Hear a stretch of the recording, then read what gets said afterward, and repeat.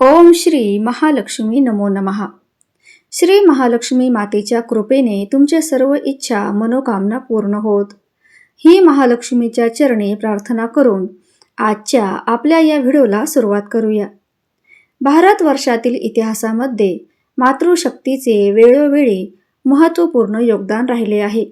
खास करून महाभारत आणि रामायण या काळामध्ये त्यांच्या भूमिका अद्भुतपूर्ण राहिल्या आहेत.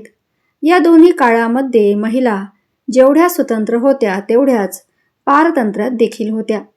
जाणून घेऊया महाभारतातील अशा 10 महिला. तर सगळ्यात आधी पाहूयात कुंती. कुंती एक शक्तिशाली महिला म्हणून हस्तिनापूरमध्ये प्रवेश करते. कुंती आणि माद्री पांडूच्या पत्नी होत्या. जर पांडूला शाप मिळाला नसता तर त्यांचीही मुलं असती, पण असे झाले नाही. कुंती आणि माद्रीने एक एक करून देवांचे आवाहन केले. तेव्हा कुंतीला 3 आणि माद्रीला 2 मुलं प्राप्त झाली. कुंतीने धर्मराज, वायू आणि इंद्रदेव यांचे आवाहन केले होते, तर माद्रीने अश्विन कुमारांचे. विवाहापूर्वी कुंतीने सूर्यदेवांचे आवाहन करून कर्णाला प्राप्त केले होते आणि नंतर नदीमध्ये प्रवाहित केले होते. पांडूच्या मृत्यूनंतर माद्री सती गेली होती. त्यावेळी कुंती 5 मुलांच्या भविष्यासाठी हस्तिनापूरमध्ये आली. कुंतीच्या सांगण्यावरून धृतराष्ट्र आणि गांधारीला पांडुपुत्रांना पांडव मानावं लागलं. माद्रीला नकुल आणि सहदेव ही 2 मुलं होती आणि कुंतीला कर्ण, युधिष्ठिर, अर्जुन आणि भीम ही मुलं होती. कुंती ही वासुदेव यांची बहीण आणि भगवान श्रीकृष्ण यांची आत्या होती. नंबर 2 सत्यवती. राजा शंतनू यांची पहिली पत्नी गंगा. हिच्या मृत्यूनंतर ते सत्यवती बरोबर विवाह करतात. पण सत्यवती या अटीवर त्यांच्याबरोबर विवाह करते की गंगापुत्र देवव्रत नाही तर सत्यवतीची मुलं हस्तिनापूरचं राज्य सिंहासन सांभाळतील. त्यामुळे देवव्रत म्हणजे भीष्म पितामह यांना आयुष्यभर ब्रह्मचारी राहण्याची प्रतिज्ञा करावी लागली. सत्यवती यांनी ऋषी पराशर यांचा मुलगा वेदव्यास यांच्यामुळे धृतराष्ट्र, पांडू आणि विदुर यांचा जन्म झाला. सत्यवतीने हट्ट केला नसता तर हस्तिनापूरच्या सिंहासनावर भीष्म पितामह असते आणि महाभारताचा इतिहास वेगळा असता. सत्यवतीमुळेच हस्तिनापूरचा कुरुवंश नष्ट झाला. सत्यवतीला पराशर मुनींकडून कुमारिका राहण्याचे वरदान मिळालं होतं. वेदव्यास सत्यवतीचाच मुलगा होता. नंबर 3 द्रौपदी. कुंतीच्या आज्ञेनुसार 5ही पांडवांबरोबर विवाह करणे कठीण निर्णय होता, पण परंपरेविरुद्ध द्रौपदीने हे केले. जगासमोर एक नवीन उदाहरण देत सन्मान सुद्धा मिळवला. द्रौपदीला महाभारत युद्धाचे सगळ्यात मोठे कारण मानले गेले आहे.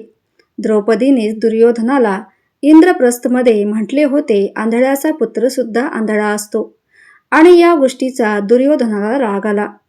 चौसर खेळामध्ये दुर्योधनाने शकुनीबरोबर पांडवांना द्रौपदीला डावात लावण्यासाठी तयार केले होते. याच्यामध्ये हरल्यानंतर द्रौपदीचे शीलहरण झाले आणि तिने दुःशासनाच्या रक्ताने केस धुण्याची शपथ घेतली होती. द्रौपदीला पंचकन्यांमध्ये सामील केले आहे. पुराणानुसार 5 स्त्रिया विवाहित असून सुद्धा कन्या समान पवित्र मानले गेले आहेत. अहिल्या, द्रौपदी, कुंती, तारा आणि मंदोदरी. द्रौपदीची कथा आणि व्यथेवर खूप उपन्यास लिहिलेले आहेत. द्रौपदीविषयी एक कथा भविष्य पुराणांमध्ये सापडते. द्रौपदी तिच्या पूर्वजन्मी एक गरीब ब्राह्मणीण होती, पण गरिबीमध्ये सुद्धा ती साधू संतांची खूप सेवा करत असे. तिच्या सेवेने प्रसन्न होऊन साधू तिला म्हणाले, हे देवी, तुम्ही एक थाळी दान करा. यासाठी साधूने द्रौपदी थाळी दान करण्याचा म्हणजेच बाटोलोई व्रताचा विधी सांगितला. या प्रकारच्या परिणामामुळे पुढच्या जन्मी म्हणजेच द्रौपदी झाली. तेव्हा द्रौपदीला सूर्यदेवाकडून अक्षय पात्र प्राप्त झाले. त्यामध्ये बनवलेले जेवण तोपर्यंत संपत नव्हते जोपर्यंत द्रौपदी जेवण करत नसे. नंबर 4 गांधार राजकुमारी गांधारी. सत्यवतीनंतर राज्यकारभारामध्ये कोणी दखल दिली तर ती गांधारची राजकुमारी आणि धृतराष्ट्र यांची पत्नी गांधारी होती. असं म्हटलं जातं की गांधारीचा विवाह भीष्म पितामह यांनी जबरदस्ती धृतराष्ट्र बरोबर करून देऊन संपूर्ण परिवाराला बंधक बनवले होते. गांधारीने डोळ्यावर पट्टी बांधण्याचे एक कारण हे सुद्धा होते की धृतराष्ट्राच्या आंधळेपणामुळे गांधारी आणि शकुनीला अप्रत्यक्षपणे सत्ता सांभाळावी लागली. गांधारीला काळजी होती की कुंतीची मुलं राज्यकारभार सांभाळतील. त्यामुळे गांधारीने शकुनीद्वारे दुर्योधनाच्या मनामध्ये पांडवांबद्दल राग निर्माण केला. गांधारीने तिच्या शक्तीने दुर्योधनाचे शरीर लोखंडासारखे बनवले होते.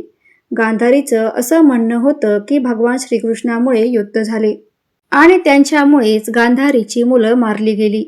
त्यामुळे गांधारीने भगवान श्रीकृष्णांना कुळनाशाचा शाप दिला होता. नंबर 5. भगवान श्रीकृष्णाची बहीण सुभद्रा. सुभद्रेने अर्जुनाबरोबर लग्न केलं होतं, पण बलराम यांना सुभद्राचा विवाह कौरव कुळामध्ये करायचा होता. पण भगवान श्रीकृष्णाने अर्जुनाच्या हातून सुभद्रेचं हरण केलं. द्वारिकामध्ये अर्जुनाबरोबर सुभद्राचा विवाह झाला. त्यानंतर 1 वर्ष दोघेही द्वारिकेमध्ये राहिले. राहिलेली वर्ष पुष्कर क्षेत्रामध्ये व्यतीत केले.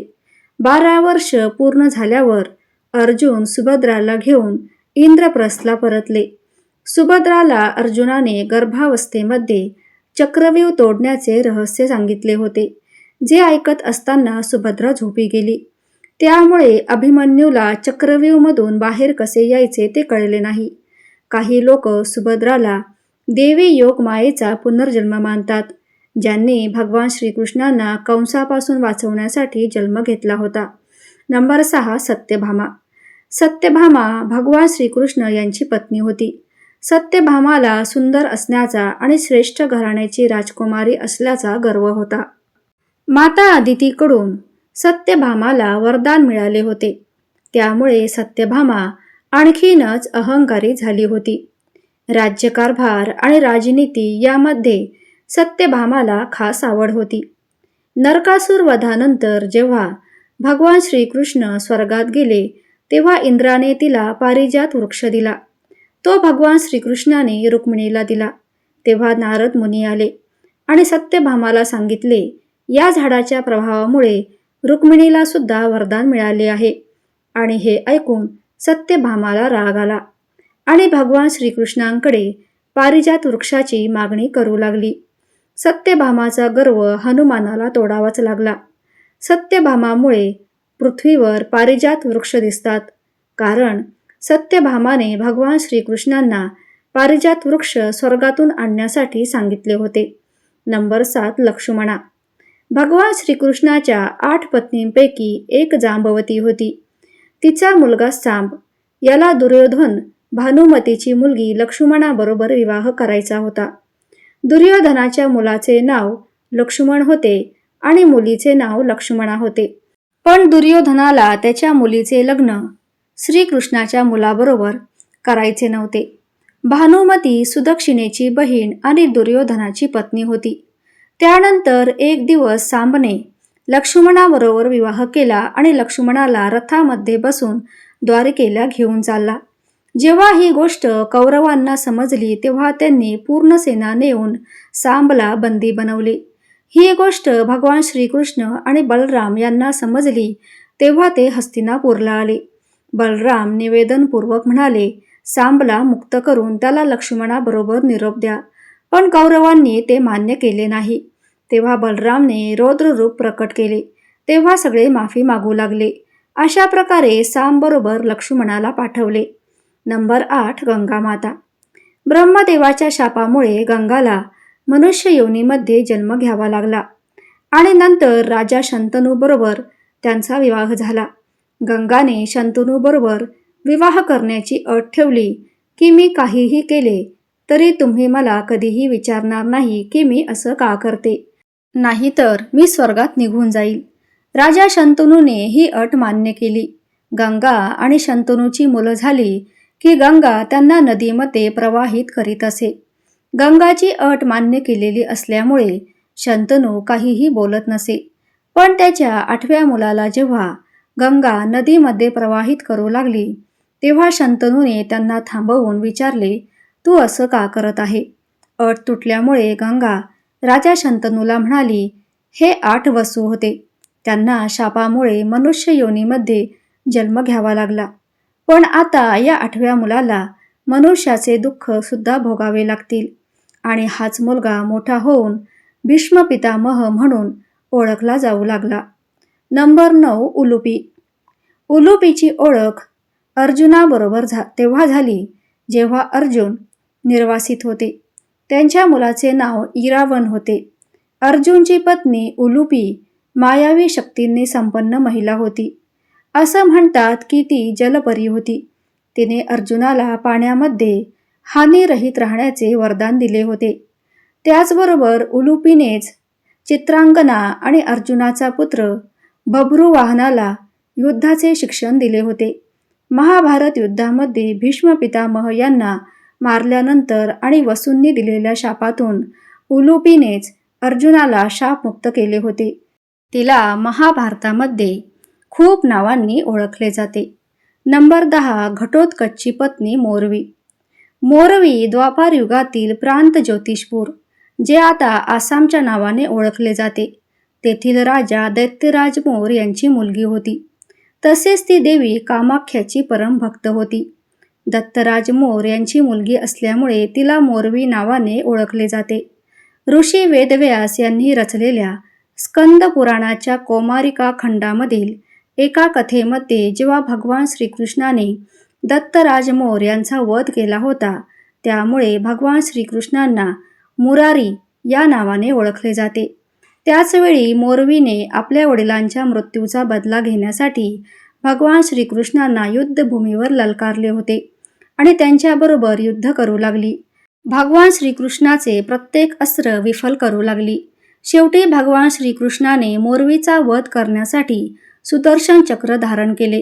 भगवान श्रीकृष्णाने असे करताच देवी कामाख्याने प्रकट होऊन मोरवीचा वध करू नये म्हणून सांगितले आणि मोरवीला सांगितले, हे तुझे भावी सासरे आहेत, त्यामुळे त्यांची क्षमा मागून त्यांचा आशीर्वाद घे. त्यानंतर मोरवीने तसेच केले. कालांतराने भगवान श्रीकृष्णाच्या आदेशानुसार महाबली भीमसेन हिडिंबाचा मुलगा घटोत्कच मोरवीद्वारे नियोजित केलेल्या युद्धात जिंकल्यामुळे त्यांचा विवाह मोरवीबरोबर करून दिला गेला. त्यानंतर घटोत्कच आणि मोरवी यांना 3 मुलांची प्राप्ती झाली. तर मित्रांनो, ह्या व्हिडिओतील माहिती आवडली असेल तर एक लाईक नक्की करा. आपल्या चॅनलला सबस्क्राईब करा आणि कमेंटमध्ये श्री महालक्ष्मी माता नक्की लिहा. धन्यवाद.